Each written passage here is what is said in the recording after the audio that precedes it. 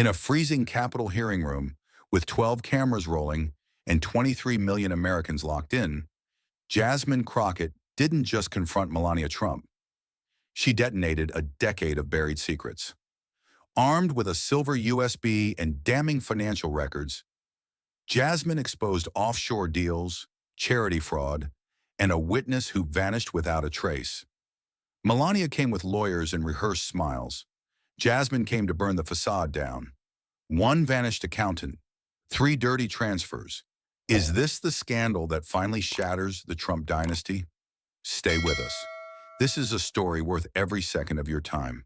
The House Oversight Committee chamber felt less like a room and more like the final scene of a political thriller. Beige walls, flickering lights, and a silence so sharp it could slice glass.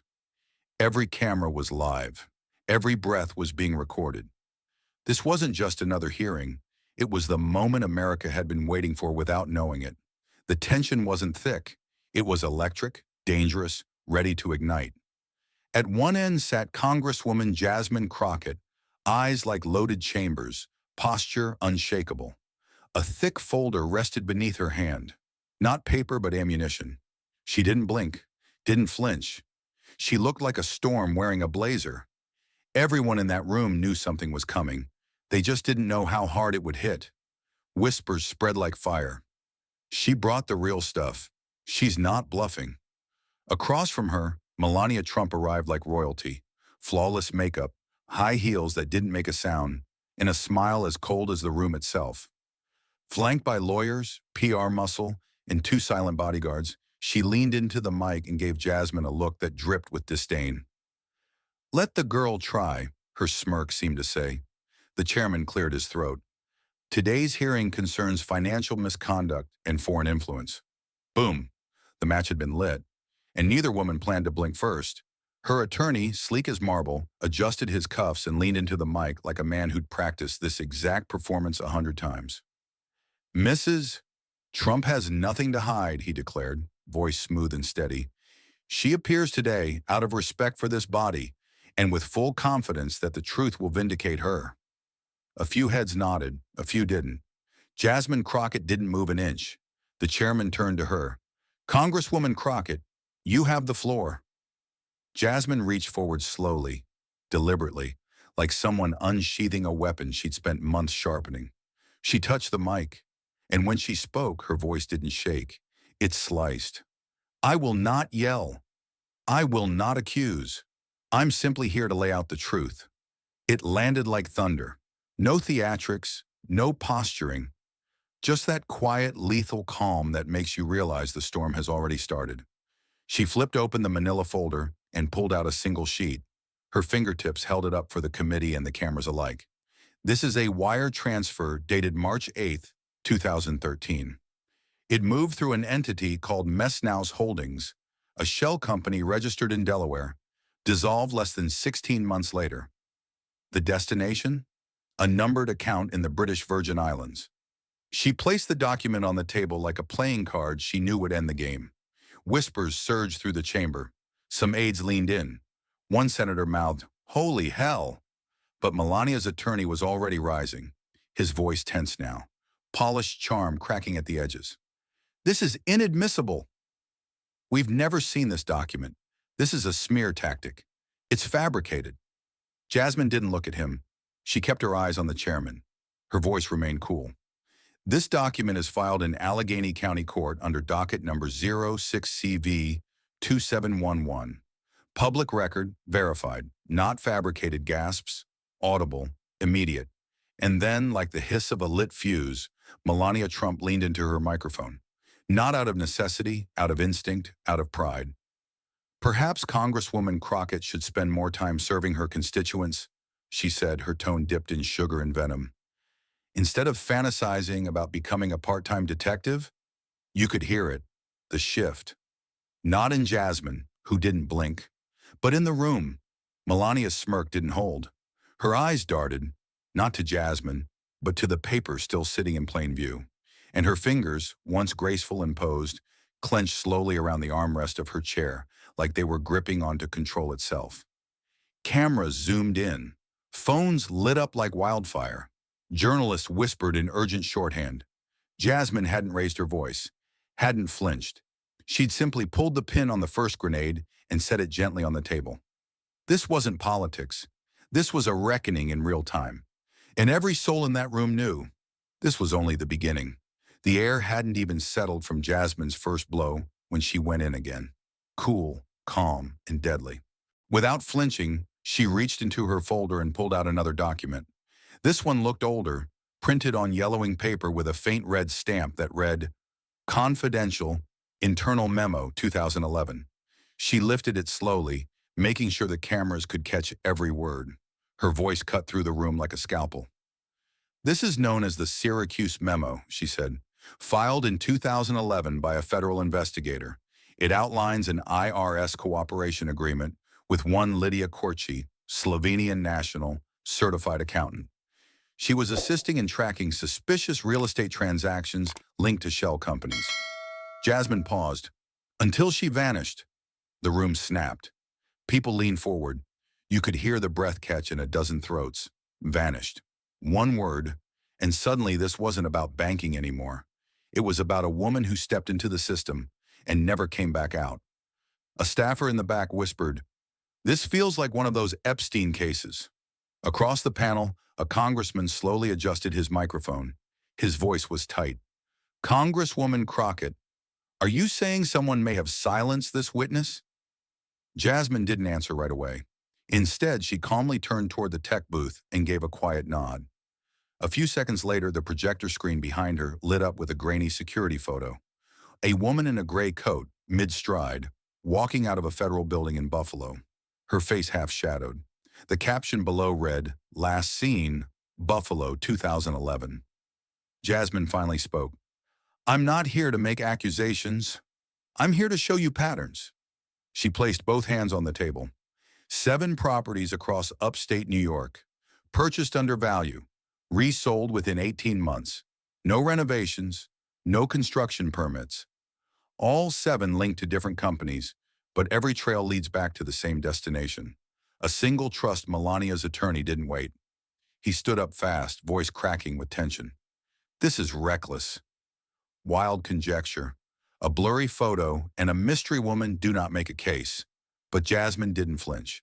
She didn't even blink. Then came Melania's voice. Cool, smooth, dripping with condescension. Mrs. Crockett seems to enjoy ghost stories more than governing, she said, her lips curling into a tight smile. A missing Slovenian accountant? It sounds more like the plot of a bad TV drama than a hearing before Congress. A few soft chuckles escaped from her legal team. For a second, it looked like the room might tilt back in her favor. Until one man spoke. A Republican congressman, older, quiet, usually one of the first to dismiss political theater, leaned in close to his colleague and whispered, unaware his mic was still hot. It matches what I heard back in 2014. Every word of it. The chuckles died. The silence returned, heavier this time. Jasmine didn't say a thing. She didn't need to. The photo was still glowing behind her, and everyone in the room was suddenly wondering the same thing. What else has she got in that folder? The room was still reeling from the mention of the missing accountant, but Jasmine wasn't giving anyone time to recover. She slid a new document onto the table with chilling calm, her voice sharper now, like she was walking everyone closer to the edge. We've seen this before, she said. People protecting the powerful. Names getting erased, records going dark. She glanced up, locking eyes with the room. Let's not pretend this is new. Epstein, the flight logs, hidden names, buried truths. We all remember what happened there. People shifted in their seats. Someone in the back exhaled hard. She had just said the name out loud, Epstein, and suddenly everything felt heavier. Jasmine held up another page. Many sensitive records have been hidden, many names protected. But this cannot happen again. You could hear a pin drop. Her tone wasn't angry. It was cold, like someone who'd already decided what line would not be crossed. Then came the screen. The technician, already warned, pulled it up. A scanned guest list from a private Palm Beach charity gala, dated March 9, 2013. The names filled the screen in neat black type. Jasmine stepped closer and pointed. Right here. Third name, Mrs. Melania Trump, present that evening, listed as a guest of honor. A low murmur swept through the chamber. It wasn't illegal, it wasn't incriminating, but it was something. Jasmine let the pause hang, and then she turned the knife. That same weekend, she said slowly, 6 individuals from the Epstein flight logs were also confirmed to have flown into Palm Beach. I'm not implying anything. She paused again. I'm simply noting proximity. Then she dropped the real question. No emotion, just impact. So I ask, Jasmine said, facing the panel, her voice cutting through the air, why did Mrs. Trump's financial disclosures, previously complete, suddenly disappear from public record immediately after that weekend? The room exploded. Gasps, shouting, phones buzzing, staffers whispering frantically, people turning to each other, stunned. It was like a grenade had gone off. Only the smoke was made of suspicion. Order! Order! The chairman shouted, pounding his gavel 3 times like thunder. This chamber will come to order immediately. But the silence that followed wasn't calm. It was charged. The kind of silence that said, something just shifted. Cameras zoomed in on Melania. Her face was frozen in place, still wearing the same polished expression, but now her knuckles were white against the table. Her eyes darted, not at Jasmine, but toward the screen. She said nothing, and she didn't need to. Because Jasmine hadn't accused her directly, she hadn't yelled, she hadn't speculated. She had simply held up a piece of reality and asked the one question no one could spin away. The dots were there, and the entire country had just watched Jasmine draw a line between them. This wasn't politics anymore. This was exposure. And the silence? It screamed. The room was still holding its breath from the last blow, but Jasmine didn't slow down, not for a second. She reached into the inside pocket of her blazer and slowly pulled out a small silver USB drive. It looked harmless, but in that moment, under the harsh lights and behind the silence of 1,000 eyes, it felt like a weapon. She held it up, letting the cameras catch it, then walked calmly to the display terminal and plugged it in. The screen behind her flickered once, then snap. 3 documents filled the projection, crisp and damning, wire transfers, all stamped, all verified. Jasmine didn't even look up. These, she said quietly, are 3 undisclosed wire transfers routed through offshore intermediaries, straight to the Cayman Islands, all linked to shell companies. A beat of stunned silence. Then she stepped closer to the screen, her finger tracing the dates. The first, July 7th, 2015. The second, August 15th. The third, October 2nd. Every one of these dates aligns precisely with the opening stages of Donald Trump's presidential campaign. The air was ripped out of the room. Lawmakers leaned forward. Staffers looked panicked. Journalists reached for their phones with shaking fingers. That's when Melania's lead attorney exploded. He stood so fast his chair slammed backward with a loud bang that echoed off the marble. His voice cracked, desperation slipping through his trained calm. Mr. Chairman, we request an immediate recess on legal grounds. We have not reviewed these materials. We were not granted prior access. We cannot proceed under these circumstances. All eyes snapped to the chairman, but he didn't move.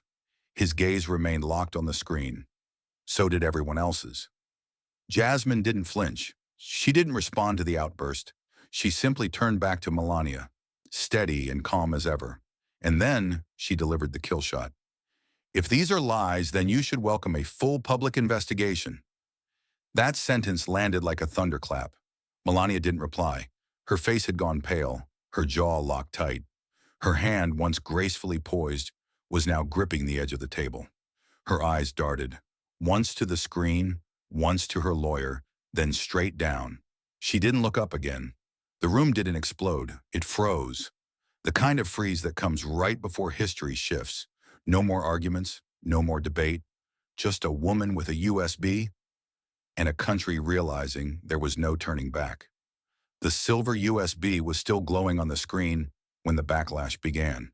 Melania's lead attorney, red-faced and rattled, stormed back to the front with a folder of printed objections. His voice cracked through the room like a whip. We are entering into the record a written protest, he barked. This committee has violated every principle of due process. These documents were not submitted beforehand. This is prejudicial, inflammatory. This is political theater masquerading as oversight.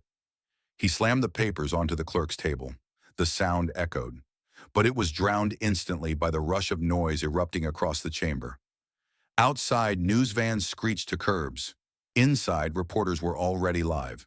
Phones lit up with flashing headlines. MSNBC, CNN, Fox, they were all cutting in. The screenshots from the USB had already spread across every screen and device. In bars, in airports, in offices, people were watching this unfold in real time. The hearing room turned into a war zone of noise, tension, and disbelief. But at the center of it all, Jasmine didn't move. She sat completely still, as if nothing had happened. No smile, no flicker of emotion, just the same steady gaze she had held since the beginning. Like she'd known this moment was coming all along. Then a voice, calm but cutting, cut through the chaos. From the far end of the dais, a gray-haired independent senator leaned into his mic and said with slow, deliberate force, "This is the Watergate moment of the 21st century." The effect was immediate. Conversations stopped. Pens dropped. A cold wave of silence swept over the room. It wasn't hyperbole. Everyone felt it. Something had shifted, and not just in the headlines. Some lawmakers avoided eye contact. Others sat frozen. A few aides rushed to side doors, whispering into headsets. There was no controlling the narrative anymore. Jasmine hadn't made a statement. She'd set off a chain reaction. And then came the moment no one expected. Melania Trump, who had sat stone-faced through every accusation, every document, every damning line, finally moved. She didn't speak. She didn't rise. She didn't fight back. She looked down. No more camera smirks. No more icy glares. Her expression broke, and she quietly, wordlessly, turned her face away from the lights. It wasn't defeat announced. It was defeat felt. For the first time in the entire hearing, Melania Trump hid from the cameras. She wasn't defending. She wasn't spinning. She was retreating. And in a room built for sound bites, that silence was louder than any speech. Jasmine didn't gloat. She didn't blink. She simply sat there, alone, calm, unshaken, as history happened all around her. The hearing may have ended, but the real danger was only beginning.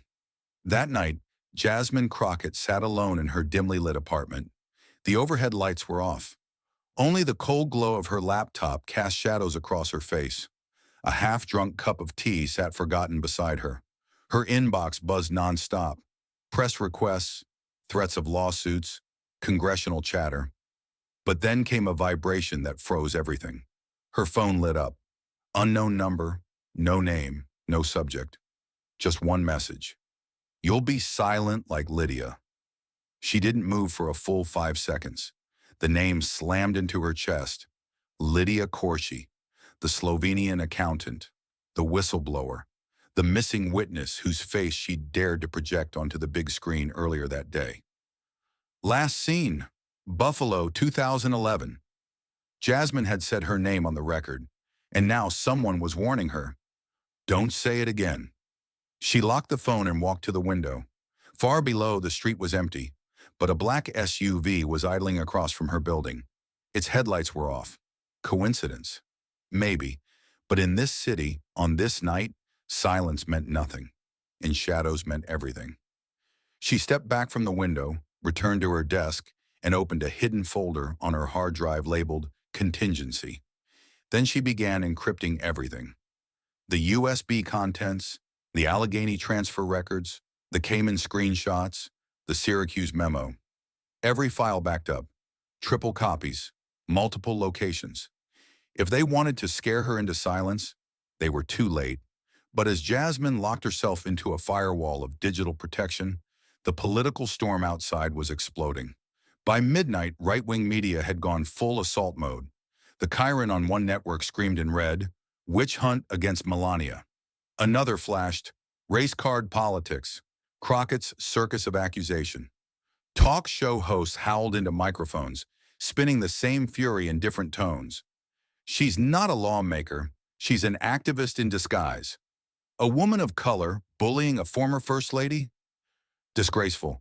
This isn't justice. It's a modern-day lynching in pearls. The narrative was clear. Jasmine wasn't the hero. She was the threat. But as they yelled, something else was happening behind the scenes. Something quieter, smarter, and far more dangerous to Melania. At 12:41 a.m., Jasmine received an encrypted message from a New York Times address. This is Eric M., NYT Investigations, confirming receipt of documents. Need authentication trail for the 2015 Cayman transfers. Also, notarization source on the Allegheny file. Jasmine leaned forward. The New York Times, the same team that had once cracked the Trump organization's tax evasion empire, was now reviewing her files. Not dismissing, not discrediting. Following the trail. Then came more. At 1:12 a.m., a retired DOJ analyst emailed, "You're not wrong. I've seen that shell company before." At 1:44, a former IRS agent reached out anonymously, willing to verify the Lydia files. She contacted us. Once.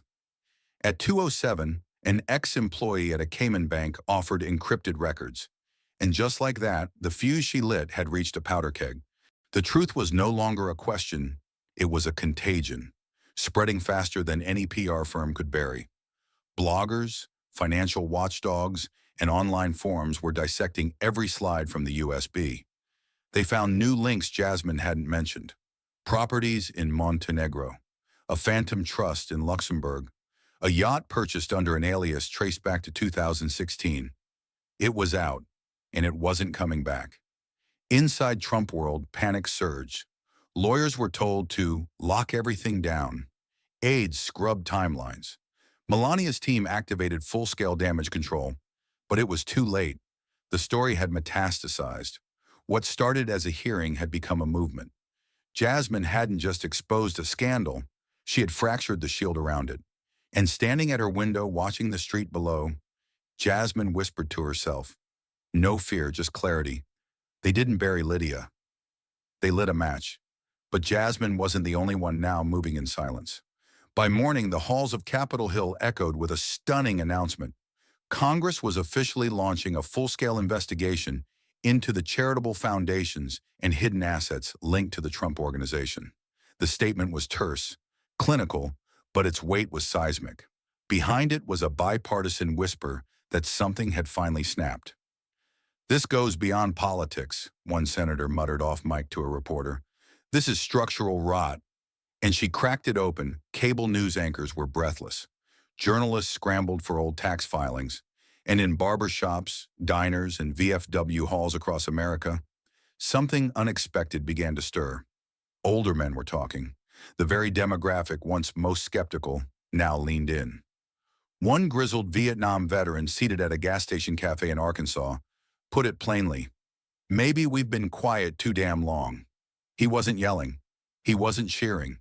He was just done. And that tone, tired but resolute, was spreading like smoke through dry fields. At 9:47 a.m., an encrypted tip came into a congressional whistleblower channel. The sender was anonymous, but the contents weren't. Attached were scanned wire transfers, internal memos, and one image, a Cayman Islands balance sheet marked with the name Trump Marital Foundation. The source? A former senior banking officer, still unnamed, still in hiding. The document landed on a senior investigator's desk with a handwritten note. More where this came from. Protect the one in the blazer. They knew who he meant, and then came the crowds. By noon, the steps of Congress swelled with noise. Protesters flooded the plaza, two tides clashing in a single space.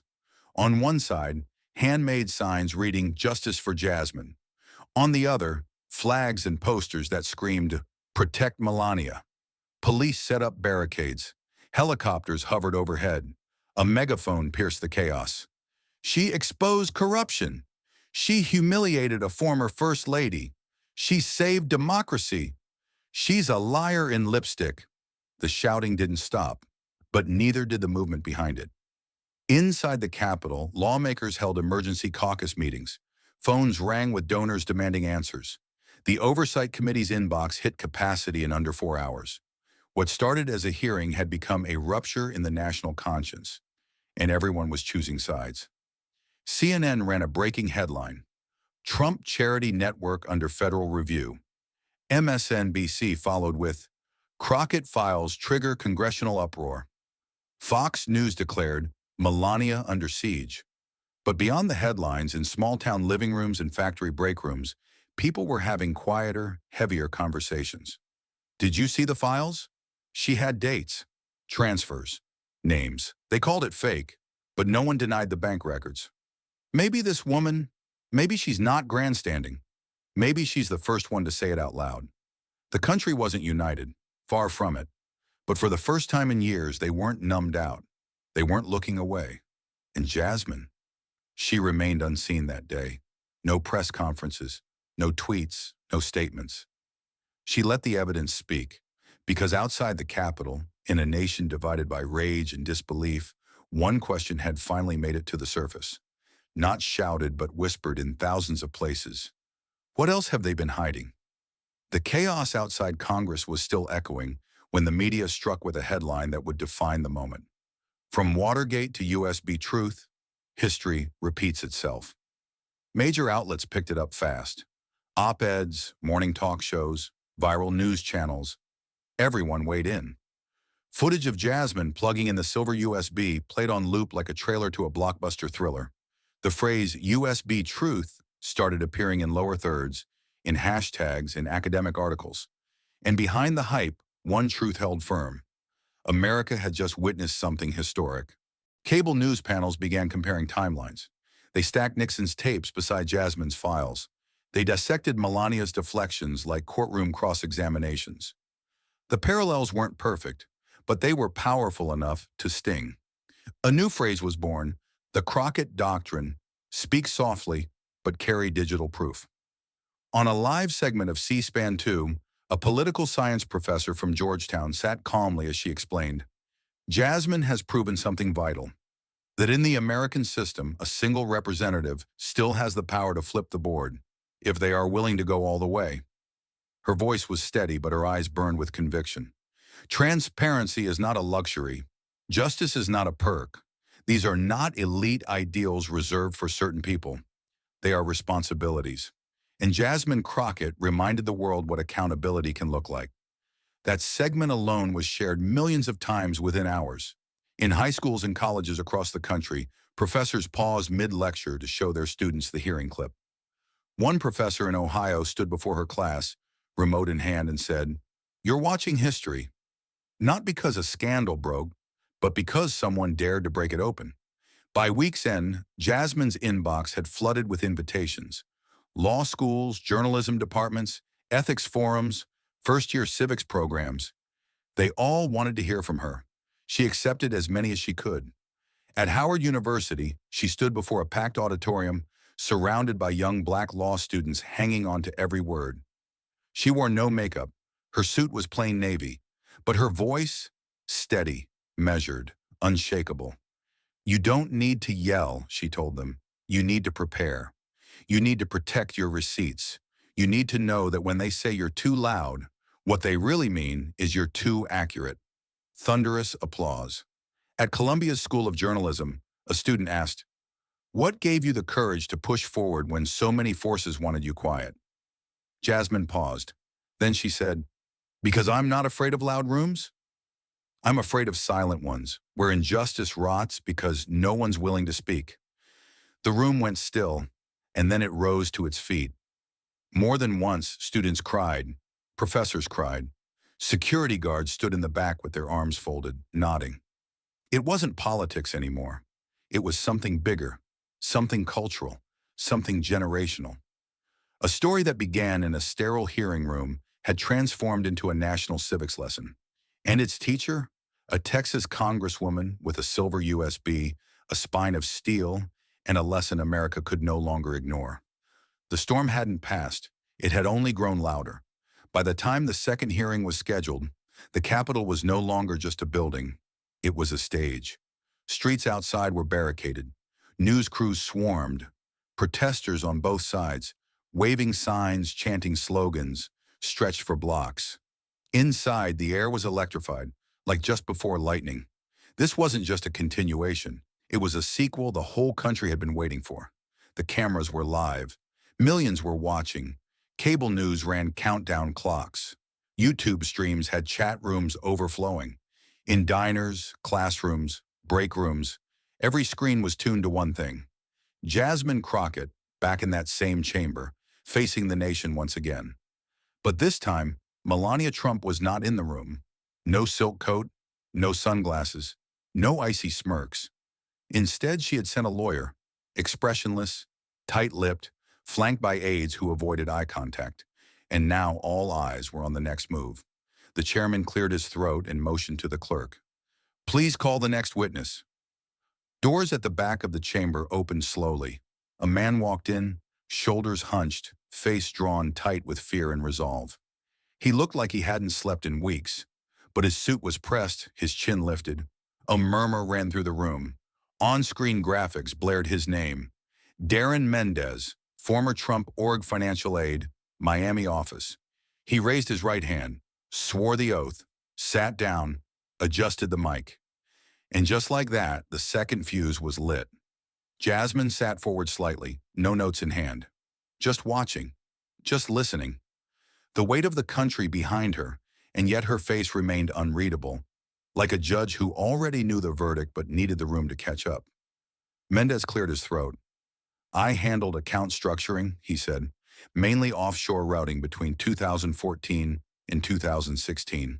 Cayman, Zurich, Belize. Some of it under charitable umbrellas. Most of it not." There was a pause. His voice quivered, but he kept going. "The documents Congress saw last week, I saw them created. I know who signed them. I know who ordered the transfers. And I know which first ladies signed off on the trust that made it all disappear." The silver USB had been the spark. This testimony was the fire. The chairman slammed the gavel 3 times. "Order! This committee will come to order!" The lawyer for Melania rose, frantic, objecting again. "This is outside the scope. This witness is grandstanding. This entire testimony is slander without basis." But no one was listening anymore. Not really, because Jasmine had already stood. She didn't shout. She didn't raise her hands. She waited for silence, then stepped forward. Her heels echoed like gunshots against the marble floor. And then she said the words that would be replayed for decades. "When truth is buried, our job is not to mourn it. It is to dig it up. I didn't bring the ending. I opened the door for it." Silence. Stunning, breathless silence. Then, someone in the gallery rose to their feet. A student, maybe. Then another. Then a veteran with a cane. Then an old woman in a navy hat. And then the entire chamber stood. Every senator, every reporter, every staffer, all standing and clapping, thunderous, wordless, unstoppable. Outside the chamber, the ripple became a wave. Cable news anchors whispered over the footage. "I've never seen anything like this." Late-night hosts dropped their punchlines and just watched. Even lawmakers known for their loyalty to the Trump family sat with slack jaws, eyes unfocused, reckoning with the gravity of the moment. Back in the room, Jasmine didn't bow, didn't smile. She just turned, collected her papers, walked toward the rear doors. The camera followed, past the rows of stunned faces, past the aides now texting with trembling fingers, past Melania's empty seat, abandoned, the leather still warm. And as Jasmine walked out of frame, the nation held its breath. Outside, protesters had gone quiet. The chants stopped. The signs lowered. Because whether they supported her or opposed her, every single person had to confront the same haunting question. Who in this country is truly above justice? The camera gave one last pan across the chamber.